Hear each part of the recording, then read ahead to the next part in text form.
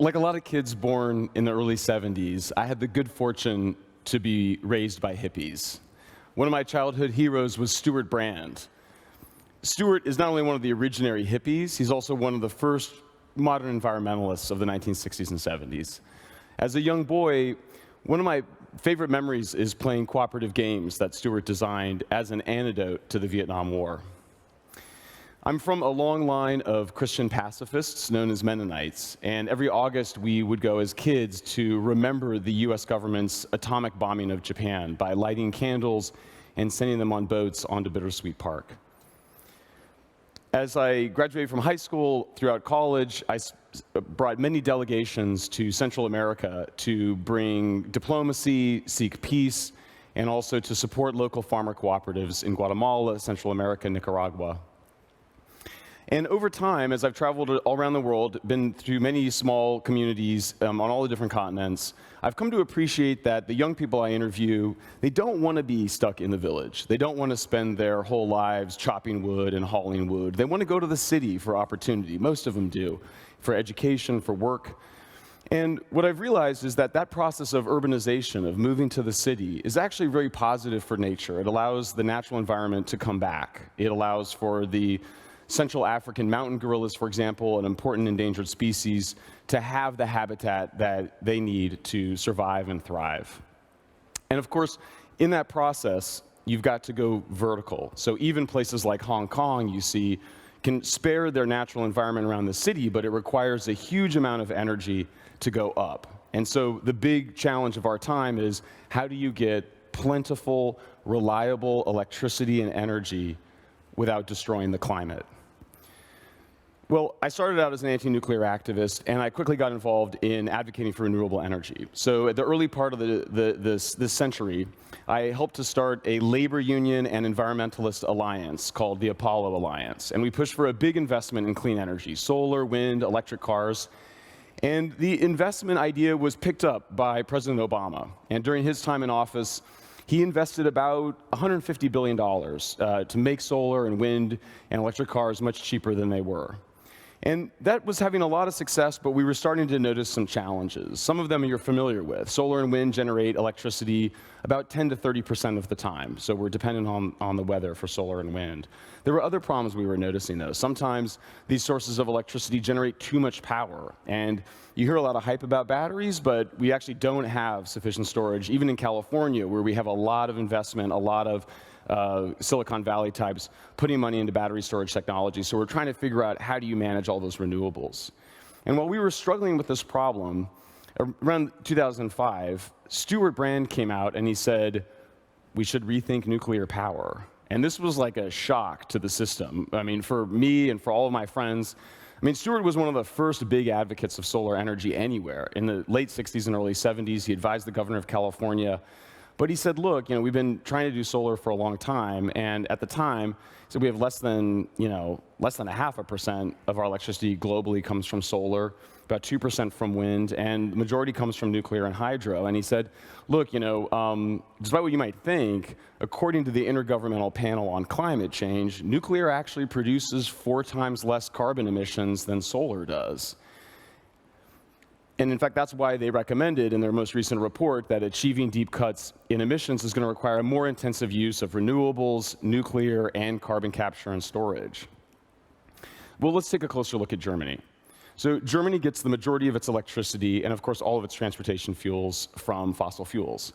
So just the electrical sector, last year Germany got 40% of its electricity from coal, it got 12% from natural gas, 13% from nuclear, 12% from wind, and about 6% from solar. So to go from 18% wind and solar to 100%, you actually have to go beyond that. If you're replacing all of the transportation sector with electric cars, you're looking at something more like 150%. So Germany's done a lot to invest in renewables and to innovate solar and wind, but that's still a pretty steep climb. That's even before you get to the question of storage. So, well, let's take a look at what happened last year. Last year, Germany installed 4% more solar panels, but it generated 3% less electricity from solar. And even when I'm in meetings with energy experts, I'll ask people if they can make a guess as to why that is. And you'd be shocked at how many energy experts have no idea. It just wasn't very sunny last year in Germany. Well, that probably meant, though, then that it was windier, right? Because if it's not as sunny, then maybe there's some more wind, and those two things can balance each other out. In truth, Germany installed 11% more wind turbines in 2016, but it got 2% less electricity from wind. Same story, just not very windy last year. So you might think, well, we just have to do a lot more solar and wind so that in years where there's not a lot of sunlight and wind, that there's more electricity from those energy sources. So Germany's plan is to increase by 50% the amount of electricity Germany gets from solar. That would take you from 40 gigawatts to about 60 gigawatts in 2030. But if you have a year like 2016, that means that you'll still only be getting around 9% of your total electricity from solar. And this is in really the biggest solar country in the world. I mean, Germany is really the powerhouse of renewable electricity. So the obvious response is, well, we'll just put it all in batteries. We hear so much about batteries. You would think that we're just have a huge amount of storage. Well, our staff took a look at the numbers in California, and what we discovered is that we have 23 minutes of electricity storage for California's grid. But to get that 23 minutes requires using every battery in every car and truck in the state, which, as you can imagine, is not super practical if you're trying to get somewhere. And Germany might be a little bit different, but not very different from that. Well, most people are aware that to make this transition towards renewables, Germany has been spending a lot more on electricity. And you can see electricity prices in Germany rose about 50% over the last 10 years. Today, German electricity is about 2 times more expensive than electricity is in France. And you might think, look, that's a small price to pay for dealing with climate change, and I would agree with that. Spending a little bit more money on energy, especially for those of us in the rich world, is a decent thing to do to avert some of the catastrophic possibilities of global warming. But the interesting thing is that when you compare France and Germany in terms of their electricity, France gets 93% of their electricity from clean energy sources, mostly hydro and nuclear. Germany gets just 46%, like about half. And here's the real shocking thing. German carbon emissions have actually been going up since 2009. They have increased over the last 2 years, and they may increase this year as well. And German carbon emissions have declined since the 1990s, but most of that is just due to the fact that after reunification, Germany just took offline all of those inefficient coal plants in East Germany. Most of that reduction is just due to that. And let's take a look at last year. One of the things that really quickly can reduce emissions is switching from coal to natural gas, because natural gas has about half of the carbon intensity of coal. And that would have resulted in a pretty significant reduction in German carbon emissions last year, except for the fact that Germany took offline nuclear, and when it did that, it meant that the emissions actually ended up going up again. Now, there's some questions about, what about the future? So if we just do more solar and wind, won't it kind of all work itself out? Well, one of the biggest challenges to this has come from somebody here in Germany who is not a pro-nuclear person at all, is an energy analyst and economist named Leon Hirth, and what he finds is that problem I described earlier, where sometimes you have too much wind at certain parts of the day or certain parts of the year, or too much solar and not clear what to do with it, that reduces the economic value of wind and solar. So wind, actually, the value of it reduces 40% once it gets to be 30% of your electricity. And solar, it's even more dramatic. It actually declines by half when it gets to just 15%. So one of the things you hear, though, is that, well, we can do a solar roof like really fast. I mean, solar is fast. You just put it up on one day and you've installed the thing, whereas it takes like 10 years or 5 years, depending on where you are, to build a nuclear plant. And so that makes sense. You'd think, well, if we do solar and wind, you can just go a lot faster. But this was actually studied in an important article for the journal Science last year. One of the authors was James Hansen, the famous climate scientist. And what they found is that even when you combine solar and wind, you just get a lot less clean electricity than when you do nuclear. And that goes for Germany as well as the United States. So what they did is they just compared the 10 years of the most deployment of those two technologies, solar and wind versus nuclear, and it's a pretty stark comparison. Well, I can imagine what you're thinking, because it's what I was sort of thinking. It was like, well, this sounds like I now have to really reconsider my attitudes around nuclear power, but then what about Chernobyl? What about Fukushima? What about all the nuclear waste? Those are really reasonable questions to ask. And in fact, when I was starting to ask them, there were other people that were starting to change their mind. One of the ones who I was most impressed by and was very influential is a British newspaper columnist named George Monbiot.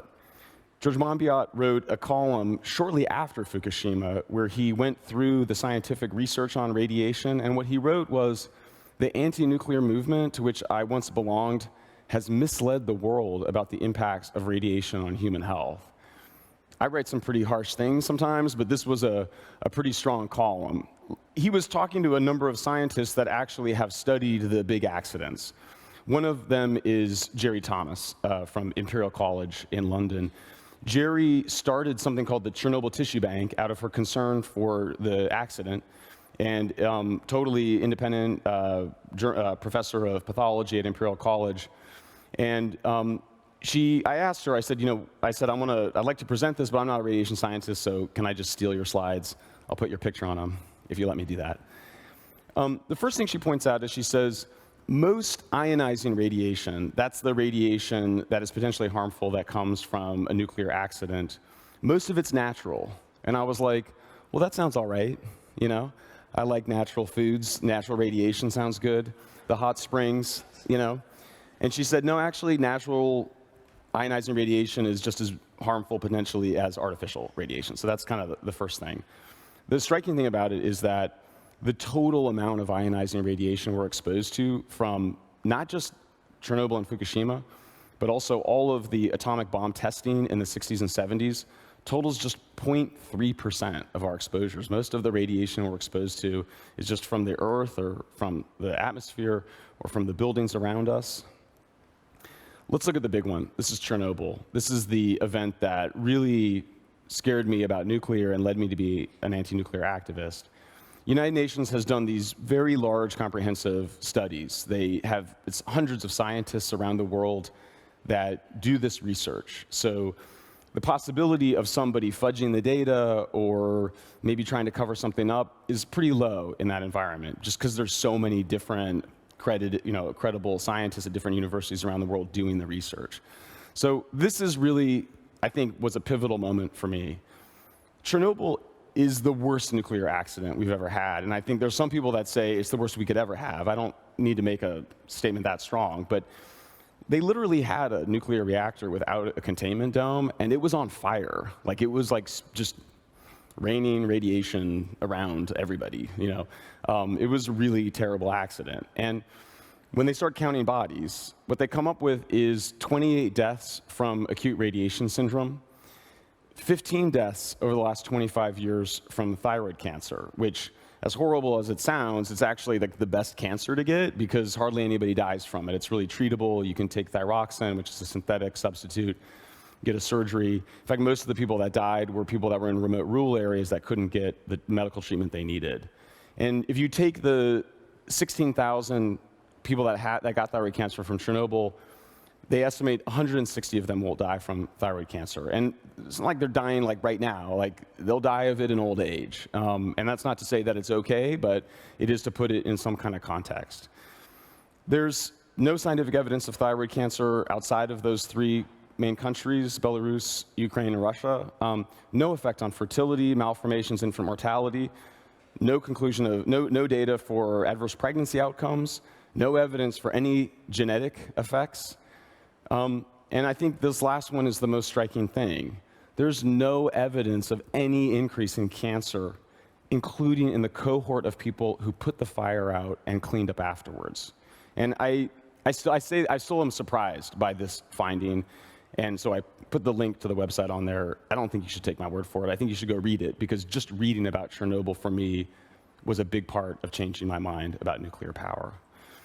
Well, what about Fukushima? This was also the second worst nuclear disaster in history. It was a much smaller release of radiation than Chernobyl.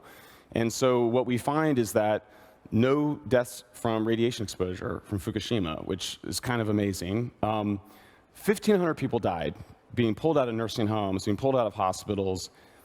It was insane. It was a panic. The Japanese government should not have done that. It violated every standard of how you deal with a disaster like that.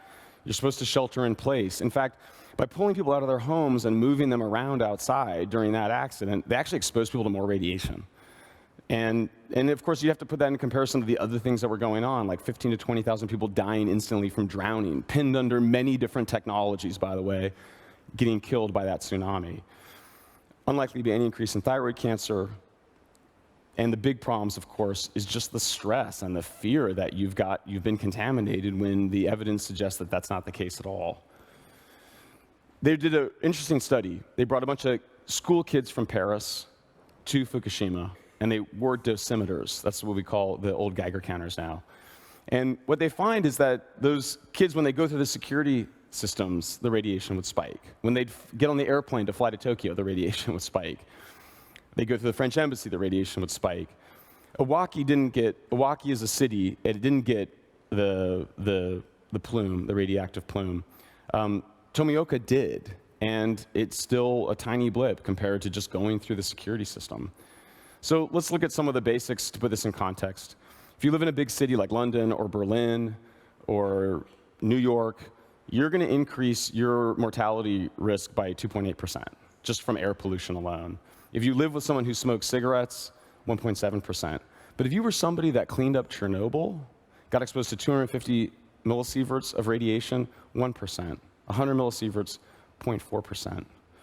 It's just because there just wasn't as much radiation as people think. I mean, the atomic bomb testing in the 60s exposed people to there's so many different measurements for radiation. You can just see a lot more radiation exposure during the A-bomb test than either Chernobyl or Fukushima. I think the key thing here is I'm from the state of Colorado in the United States. We have an annual exposure, just because there's so much granite around us, about 9 millisieverts a year. That's what you would get if you are the 6 million people that live around Chernobyl today. And yet, of course, nobody knows this. Like, here's this really basic science, it's right there on the website, but when you go and do a survey in most countries, this one was done in Russia, only 8% of the population that's surveyed accurately predicts the death toll from Chernobyl, and 0% predicted accurately the death toll from Fukushima. Meanwhile, sitting right before us is 7 million deaths a year from air pollution, and the evidence on particulate matter causing harm has only gotten stronger over the years. So that's why every major medical journal that looks at this is from the British medical journal Lancet, finds that nuclear power is already the safest way to make electricity. And it leads to this really uncomfortable conclusion, one that the climate scientist James Hansen came to recently, which is that nuclear power has actually saved 1.8 million lives. It's not something that you hear very much about.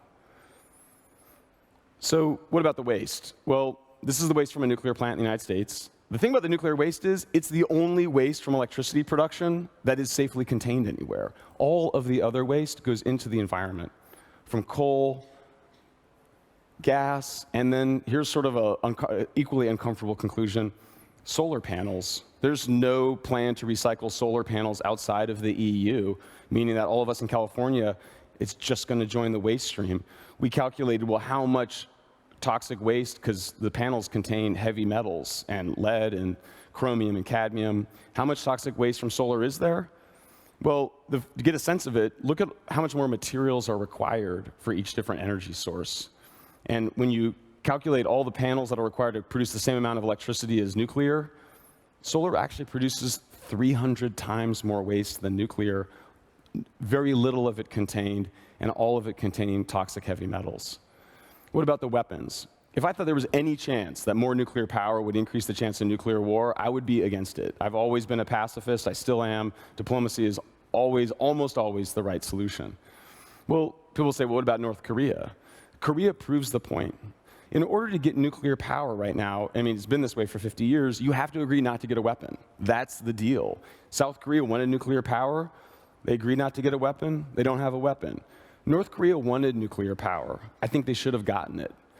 We didn't let them have it for a variety of reasons. They got a bomb. They now are testing missiles that can hit Japan. They can hit, soon they'll be able to hit California. So if nuclear energy led to nuclear bombs, it's no evidence for it, not only in Korea, but nowhere.